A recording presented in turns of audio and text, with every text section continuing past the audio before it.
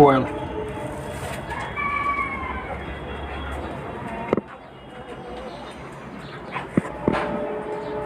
ازيكم يا جماعه، عاملين ايه؟ يا رب تكونوا بخير. طبعا النهارده يوم جديد مع كيارا وجراويها الجمال.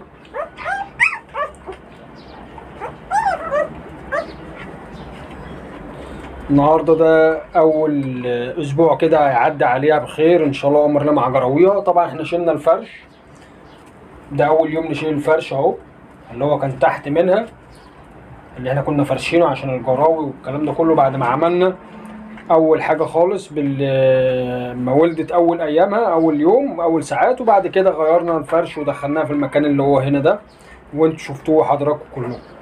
طبعا النهارده عدينا اسبوع وحبينا بقى ان احنا نشيل الفرش، بحيث ان احنا نشتغل على الارضيه اللي هي العاديه اللي هي الخرسانه، بحيث بسبب الرطوبه العاليه اللي احنا بنعيشها اليومين دول، بحيث ان الجراوي ما تسخنش بقى، وطبعا تخش في دور برد ولا اي حاجه.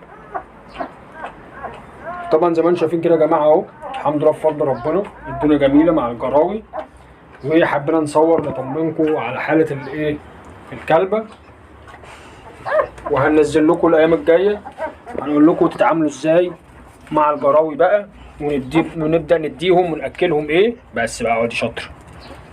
زي ما انتم شايفين كل الجراوي بنشبطها كده اهو، بنشبط الجراوي. هم خلاص بقى خدوا اهو الجرو، الله اكبر.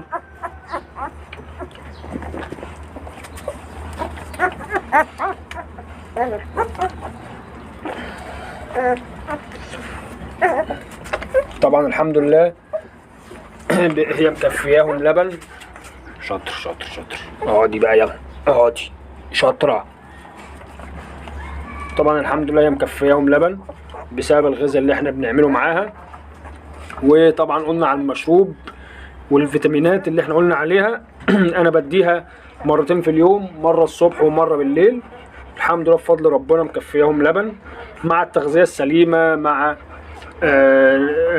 كبسوله فيتامينات اسمها كيروفيت كبسول، كويسه جدا. الكيروفيت كبسول بديها كبسوله مره واحده في اليوم مع المشروب اللي احنا قلنا عليه، العصير القصب مع اللبن مع الحلاوه مع الحلبه ومع المغاد، كويسه جدا جدا.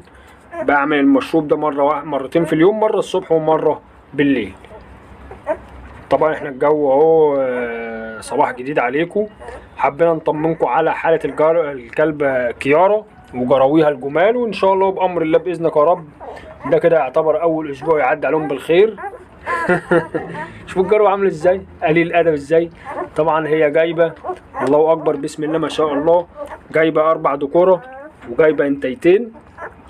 ان شاء الله بامر الله باذنك يا رب ان شاء الله هيكون الاسعار في متناول الجميع، برغم ان الاهالي دي اهالي مستورده وكلاب جميله الحمد لله بفضل ربنا، مش عشان حاجتنا، لا احنا عارفين احنا بنقول ايه، وانتوا عارفيني كويس جدا لما انا بتكلم عن حاجه بدي كل حد حقه يعني، وانتوا عارفين حاجتنا الحمد لله بفضل ربنا، والناس اللي خدت مننا قبل كده عارفه حاجتنا ايه. ان شاء الله بامر الله مش هنحجز دلوقتي او مش هنفتح باب الحجز دلوقتي، شويه كده ان شاء الله امر لما يتم اقل واجب ال20 يوم او ال25 يوم او ال30 يوم على الاقل هنبدا نفتح باب الحجز ان شاء الله بامر الله، واي حد يشرفنا يجي ياخد الحاجه بتاعته ان شاء الله اللي هو هيحجز. ومش هنطلع الجراوي الا لما تتم شهرين عشان تبقوا عارفين، لان طبعا والناس اللي واخده مننا قبل كده عارفه يعني انا ما بطلعش الجرو الا ما بيتم شهرين، واكون ضامنه بعد ربنا اللي هو حالته كويسه صحته كويسه. وانا لما باجي ابيع حاجه في وشي، ببيع حاجه لسمعتي لمكانتي، بحيث اللي بياخد مني ياخد تاني وتالت ورابع. وفي نفس الوقت في حاجه اسمها ما بعد البيع، يعني حاجات ما بعد البيع دي بقى قليل قوي جدا اللي يعرفها او اللي هو عاوز يشتغل عليها. مش قصه ان انا بعت جار وخلصت وعايزين نكسب فلوسه، لا هي قصه ما بعد البيع. يعني ما بعد البيع يعني ايه؟ يعني يكون الجار صحته كويسه، مستواه كويس، حالته الصحيه كويسه، جاره في المستقبل يطلع حاجه محترمه، مش جاره يقلب بلدي او كلب بلدي تحس ان انت شاري كلب بلدي وخلاص. لا احنا بنبيع جراوي بيور الحمد لله بفضل ربنا، وفي تجار كمان كان بيتعاملوا معانا بياخد مننا الشغل الحمد لله بفضل ربنا، وفي ناس بتاخد مننا الشغل اللي هم الاهالي اللي هم العاديين العملاء العاديين الحمد لله بيشكروا في حاجتنا.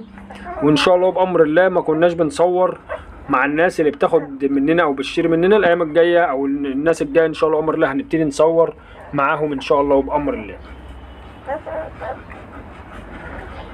طبعا حبينا ان احنا نطمنكم على حاله الكلبه كيارا. طبعا جايبه قلنا انتيتين واربع ذكوره، والاربع ذكوره فيهم ذكر رويال بلاك.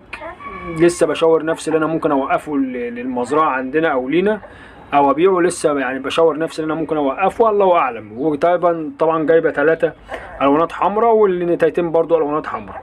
هي مش جايبه ذكر رويال بلاك بس.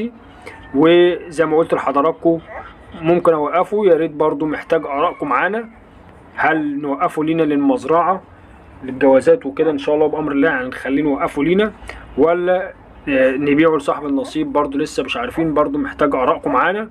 ويا ريت يا جماعه بعد اذنكم محتاج منكم الدعم اكتر واكتر، لان يا جماعه الواحد بيعمل مجهود في الفيديو وبيعمل مجهود في المعلومه وبتاخد مني معلومات.